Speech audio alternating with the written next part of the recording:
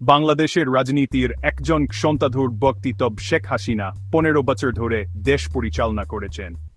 তার যাত্রা ছিল সাফল্য এবং বিতর্ক উভয় দিক দিয়েই পরিপূর্ণ।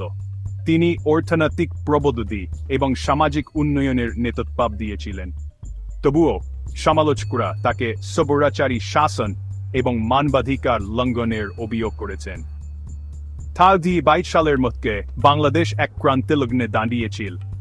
রাজনৈতিক পরিস্থিতি ছিল উত্তপ্ত, জাতি ছিল গভীরভাবে বিভক্ত, অসন্তোষের বীজ অনেক আগেই বপন করা হয়েছিল। 2023 সালের বিতর্কিত নির্বাচন যা প্রধান বিরোধী দল বর্জন করেছিল জনগণের ক্ষোভকে আরও উস্কে দেয়। নির্বাচনে কারচুপি এবং ভিন্নমত দমনের অভিযোগ ব্যাপক আকার ধারণ করে।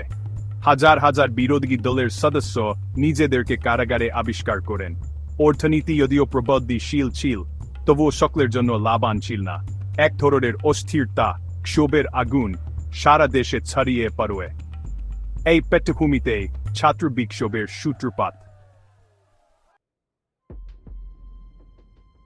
এটি শুরু হয়েছিল আপাতদৃষ্টিতে একটি সহজ দাবি দিয়ে, সরকারি চাকরির কোটা ব্যবস্থার পরিবর্তন।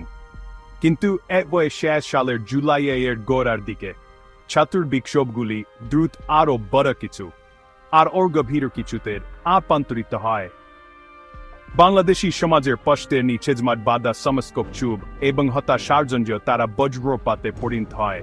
বিক্ষোভ আর শুধু কোটার জন্য ছিল না, তারা ছিল দুর্নীতির বিরুদ্ধে, তারা ছিল গণতান্ত্রিক স্থানের অভাবের বিরুদ্ধে, তারা ছিল ক্ষমতার উপর শেখ হাসিনার ক্রমবর্ধমান শক্তিশালী নিয়ন্ত্রণের বিরুদ্ধে। সরকারের প্রতিক্রিয়া ছিল তীব্র এবং নির্মম। গুলি চালানোর নির্দেশ সরকার জারি করাও, জীবনরেখাহীন টার্নেট বন্ধ করে ব্যাপক গ্রেপ্তার অভিযান শুরু হয়। অত্যাচার, গুমের খবর আসতে শুরু করে, মৃত্যুর সংখ্যা বেড়ে চলে। আন্তর্জাতিক সম্প্রদায় ক্রমবর্ধমান উদ্বেগের সাথে পর্যবেক্ষণ করে। তবুও ক্ষোভ এবং আশার এক শক্তিশালী মিশ্রণ দ্বারা উদ্দীপ্ত হয়ে বিক্ষোভ অব্যাহত ছিল। তাদের হারানোর মত আর কিছুই অবশিষ্ট ছিল না। কষ্টের দিকে পরিস্থিতি তীব্র আকার ধারণ করে। থাকার রাস্তাঘাট যা সাধারণত জীবনী শক্তিতে পরিপূর্ণ থাকে, এখন যুদ্ধক্ষেত্রে পরিণত হয়। প্রতিদিন মৃত্যুর সংখ্যা বেড়ে চলে। আন্তর্জাতিক সম্প্রদায় যারা একসময় নীরব পর্যবেক্ষক ছিল, চাপ প্রয়োগ করতে শুরু করে। পর্দার আড়ালে আলোচনা চলছিল বাংলাদেশের রাজনীতিতে এক শক্তিশালী সেনাবাহিনী ক্রমশ স্থির হয়ে ওঠে। তম্বিহিরি ফেসালের খবরটি আছে শেখ হাসিনা পদত্যাগ করেছেন। তার প্রস্থান ছিল আকস্মিক এবং নাটকীয়। তিনি তার বোনকে নিয়ে একটি সামরিক হেলিকপ্টারে করে ভারতে পালিয়ে যান। সেখান থেকে তিনি যুক্তরাজ্যে আশ্রয় চেয়েছিলেন। বাংলাদেশের লৌহমানবীয় রাজতন্ত্রের আকস্মিক এবং অনুষ্ঠানহীন সমাপ্তি ঘটে। হাসিনার পতনের পর বাংলাদেশ নিজেকে এক ক্রান্তিলগ্নে আবিষ্কার করে। নোবেল বিজয়ী মুহাম্মদ ইউনূসের নেতৃত্বে একটি তত্ত্বাবধায়ক সরকার শপথ গ্রহণ করে, যারা শৃঙ্খলা পুনরুদ্ধার এবং নতুন নির্বাচন অনুষ্ঠানের প্রতিশ্রুতি দেয়।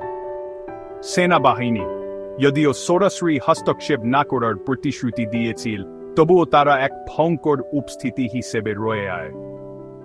বাংলাদেশের সামনে চ্যালেঞ্জগুলি অপরিসীম। গত কয়েক মাসের স্তর নিরাময় করা, গভীর রাজনৈতিক বিভেদ দূর করা, দমন পীড়নের শিকারদের জন্য ন্যায় বিচার নিশ্চিত করা, এগুলি হল সামনের কয়েকটি কাজ। বিশ্ব দেখছে এই তরুণ জাতির ভবিষ্যতে কি অপেক্ষা করছে তা দেখার জন্য। একমাত্র নিশ্চিত বিষয় হল এর সামনের পথটি দীর্ঘকাল এবং কঠিন হবে।